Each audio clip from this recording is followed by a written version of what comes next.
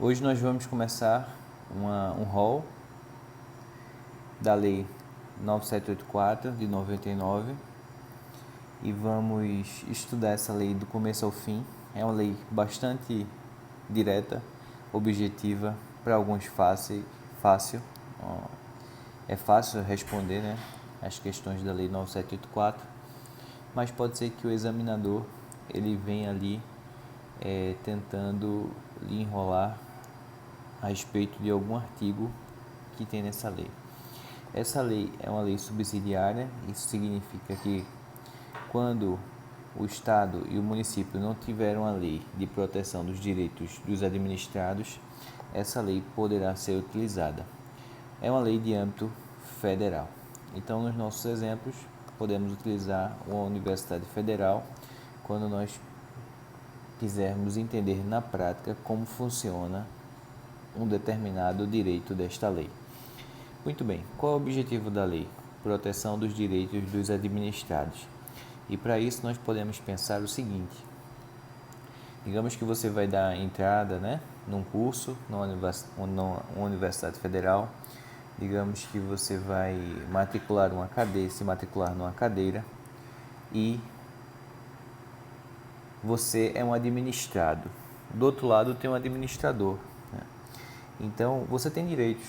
O administrador ele simplesmente não pode recusar o seu interesse, porque o papel dele e as funções que ele tem é de lhe atender, tendo em vista que o seu interesse, está de acordo com as exigências do cargo que ele tem. Essa é uma lei que envolve órgãos tanto da administração direta como indireta. A indireta a gente está falando das fundações públicas, autarquias, certo? Então, muito bem. Os pedidos dessa lei, os preceitos, melhor dizendo, também é para o Legislativo e Judiciário da União quando eles estão empenhando a função administrativa, Então, toda a função administrativa, sempre quando tiver, aquela parte administrativa de resolução de problemas, quando você precisar resolver um problema num determinado órgão, você precisa ir até lá. Então, a gente está falando da função administrativa. E você tem muitos direitos, como já mencionado. Mas assim como a Lei 14.133 de licitação, essa lei tem algumas nomenclaturas, não são muitas, em comparação a outras leis, que é entidade, autoridade, órgão. E é um tipo de vamos dizer assim, linha que cai muito em prova, Uma das que mais cai, na minha opinião, é entidade, dotada de personalidade jurídica. É o que diz aqui. Então, sempre lembre-se, que dotada de personalidade jurídica é entidade. Pode acontecer que você achar que é o órgão. Então, você vai errar. O órgão é uma unidade de atuação integrante da administração direta e da estrutura indireta, certo? É o órgão onde você vai envolver os problemas, E entidade, unidade de atuação dotada de personalidade jurídica, tá bom? Muito bem. No artigo 2, aqui fala sobre os princípios. Eu queria trazer atenção sobre um que eu acredito que seria uma grande questão de prova. Na verdade, já caiu em prova, E pode pegar muita gente se você não lembrar desse ponto. Essa é a Lei 9784, é a lei sem I. Você conhece o LIMP? Pois bem, aqui não tem o LIMP nessa Lei 9784. Ele pode ter de forma implícita, mas a explícita não tem impessoalidade. Interessante, Você pode ver aqui, legalidade, finalidade, motivação, razoabilidade, proporcionalidade, moralidade, ampla defesa, contraditório, segurança jurídica, eficiência pública e eficácia. É a lei sem I. Uma questão de prova também é que vedada a renúncia total ou parcial.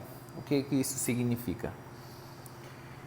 Nos processos administrativos, tem um critério que, por exemplo, o órgão que você está tratando, resolvendo os problemas, ele não pode recusar ou proibir, ele não pode recusar ali aquele procedimento até mesmo renunciando de algumas obrigações, nem parcial e nem total. Então essa pode ser uma questão de prova, talvez, dizendo que pode renúncia parcial. Não pode. Não pode nem total, nem pode parcial. Pois bem. Outro ponto dessa lei que eu trouxe aqui como atenção, eu sempre falo sobre os pontos mais importantes, pessoal, senão não tem como falar sobre tudo. Proibição de cobranças de despesas processuais, ressalvadas previstas em lei, né? Existem algumas leis que são necessárias. A proibição de cobrança, né? Como é um órgão público, normalmente os processos ali que tem a finalidade que o órgão precisa atender, então não tem cobrança não tem cobranças, né? Não tem cobrança de despesas feitas aos administrados, né? Por que isso é bom ressaltar? Pode ser que você esteja dando entrada no processo administrativo na federal e o cara venha com um boleto para você pagar.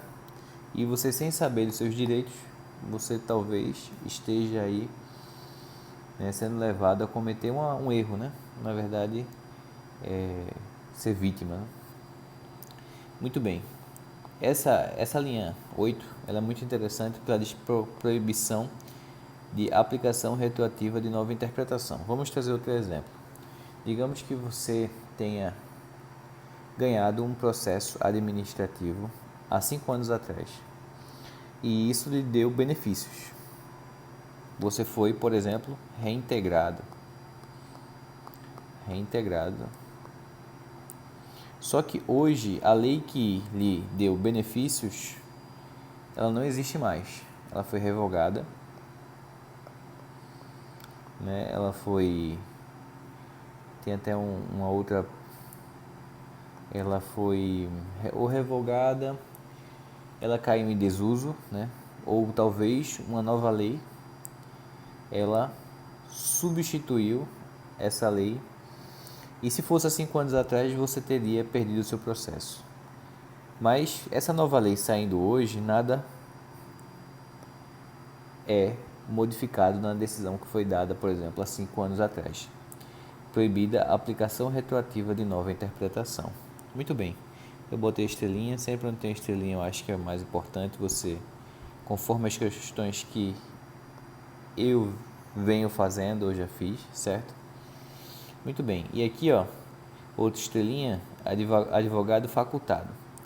Isso significa dizer que não é obrigatório, dentro de um processo administrativo, você ter um advogado, salvo quando a pessoa estiver em lugar incerto, não sabido. Você é uma pessoa ignorante a respeito do processo que está sendo envolvido, né? Você não sabe para onde vai. Normalmente é uma pessoa, né, que talvez não esteja por dentro de consequências, ou mesmo não entende. É uma pessoa que não tem ali até mesmo aproximação com os livros. Imagina uma pessoa que está no processo administrativo e ela é analfabeta, né? Pode acontecer. Então, salvo quando a pessoa estiver em lugar incerto, não sabido. Aí sim é uma exigência do advogado, mas na maioria dos casos, 95%, é facultativo. Só uma coisa que eu não falei, pessoal, o artigo 13 ele diz aqui que o administrado tem os seguintes direitos perante a administração. Então a gente está falando aqui dos seus direitos, certo? Muito bem. E o direito é respeito, ter vista dos autos, ou seja, o processo administrativo ele está correndo na administração. Você pode ter visualização do processo, né? Dos autos. Formular alegações antes da decisão. Então tem um processo administrativo, ele ainda não começou a correr. Você pode juntar outros documentos para fazer a sua defesa, certo? Aí ele vai começar a correr, mas com a documentação, né, com as suas alegações que você juntou antes da decisão. Muito bem, o artigo 4, ele fala aqui um ponto que eu achei interessante, são deveres do administrado perante a administração. Então, quais são os seus deveres? Nós estamos falando muito dos seus direitos como administrado, mas qual é o seu dever? você que está dando entrada, né? Você que é cliente, entre aspas, você que está do outro lado da administração, não do lado da administração, do lado contrário, né? E você quer que você tem que fazer de forma consciente, correta. Expor os fatos conforme a verdade, lealdade, urbanidade, boa-fé. Não agir de modo temerário. Você sabe o que é isso? Não agir de modo temerário. Prestar informações que lhe forem solicitadas e colaborar para o esclarecimento dos fatos. Temerário é uma pessoa imprudente, né? É ousada, né? Digamos que você não tenha respeito com a administração, com o órgão federal. Então você não age, né? De forma temerária. Você é uma pessoa imprudente, né? Pode ser que você até mesmo saiba que não tem direitos dentro daquele processo, mas você quer atrapalhar, né? Você quer causar. Então você está sendo uma pessoa temerária, uma pessoa irresponsável, tá bom? O artigo 5º, o processo administrativo pode iniciar-se de ofício ou a pedido do interessado. O que é que isso significa dizer? Que o processo ele pode começar através da administração. A própria administração ela pode dar início a um determinado processo ou pode ser a pedido. Você pode ir lá e dar entrada, certo? Conforme os exemplos que nós estamos trazendo. O requerimento inicial do interessado, salvo em casos que for admitida solicitação oral, deve ser formulado por escrito e conter os seguintes dados, né? Então, deve ser escrito e ter os seguintes dados, que é essas linhas aqui. Basicamente isso, identificação, a pessoa, onde mora, o formulário lá da administração que precisa ser preenchido, a data, quando deu início e a sua assinatura. Essa é a minha assinatura. E qual é a sua assinatura, certo? Então, isso aqui é as exigências. O formulário, né? O requerimento inicial do interessado, salvo caso em que for admitida solicitação oral. Então, a solicitação oral não é proibida, né? A questão pode vir trazendo isso.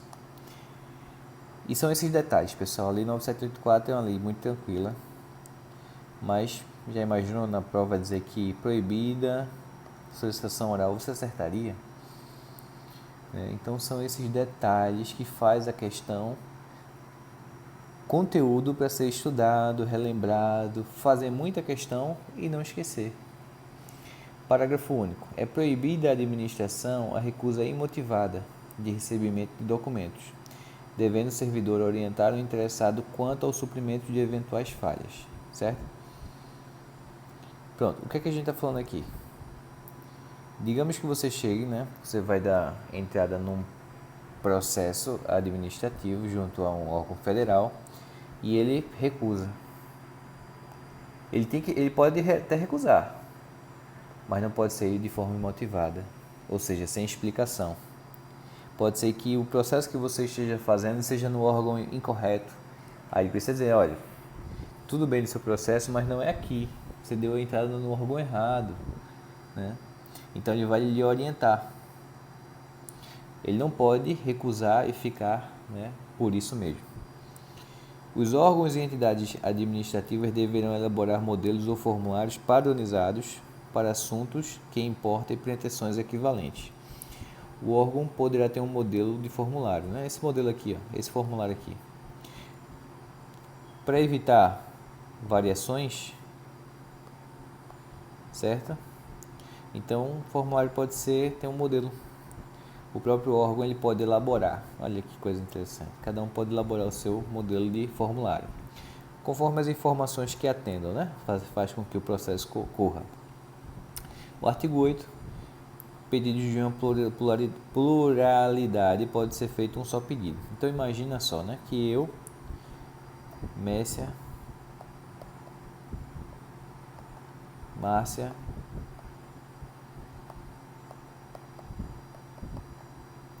e Maria tenhamos um determinado interesse, idênticas, e vamos no órgão para dar entrada num processo. Maria faz um processo, eu faço um processo, Mércia faz um processo e Márcia faz um processo. Tudo bem? Tudo bem. Mas tudo isso aqui poderia ser um só. É isso que diz a lei, de forma bastante simples. Muito bem.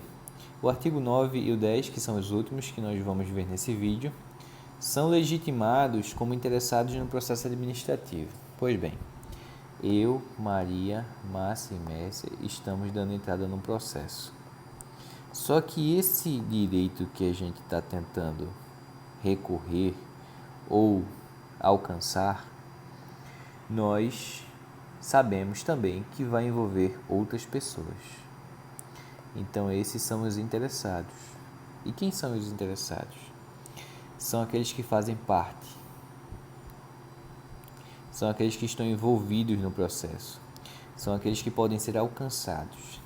Então, nós vemos aqui, pessoas físicas e jurídicas que incluem quem o iniciem como titulares de direitos ou interesses individuais ou no exercício de direito de representação. Aqueles que, sem terem iniciado o processo, têm direitos ou interesses que possam ser afetados pela decisão a ser adotada. As organizações e associações representativas no tocante a direitos e interesses coletivos. E esse aqui, que eu trouxe até como uma estrelinha, certo? As pessoas ou associações legalmente constituídas quanto a direitos e interesses difusos. Você sabe o que é interesse difuso? São assuntos que são interessados a todas as pessoas, assuntos que são interessantes a todos, né? Por exemplo, né? A gente falou sobre, trazer um exemplo da pandemia. A vacina é um tipo de assunto que interessava a todas as pessoas. Então, as associações elas podem, né, envolver-se num processo em que tiver interesses difusos ou pessoas. Muito bem, então só lembrar que essa parte difusos, são assuntos que interessam a todos, certo? E aqui, o artigo 10 e último de hoje, são capazes, para fins de processo administrativo, os maiores de 18 anos, salvadas previsão especial em ato normativo próprio. Então, quem pode? O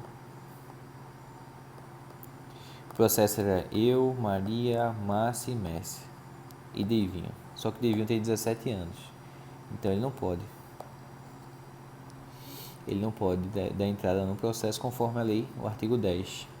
A não ser que ressalvada a previsão especial em ato normativo próprio, né? Imagine, por exemplo, que Deivinho ele casou aos 17 anos. Então ele pode ser emancipado. Aí nesse caso sim, ele poderia dar entrada no processo administrativo com nós quatro, certo? Muito bem, nós ficamos por aqui e espero que você também não desista de estudar. As leis são fundamentais que você consiga pegar cada detalhe o máximo possível e fazer o número de questões o máximo que você puder, para que quando você chegar na hora da prova, né, a banca não acabar, né, lhe afetando, acabar trazendo um ponto ali que você talvez não lembra. Pode acontecer, mas você vai o preparado o máximo possível, né? Estude sempre, mesmo nos dias que não são bons, né? Nem todos os dias nós estamos felizes e problemas acontecem. Mas mesmo nesses dias, você pode estudar, mesmo que seja meia hora, uma hora, e não se preocupe. O que você está planejando, um dia pode alcançar.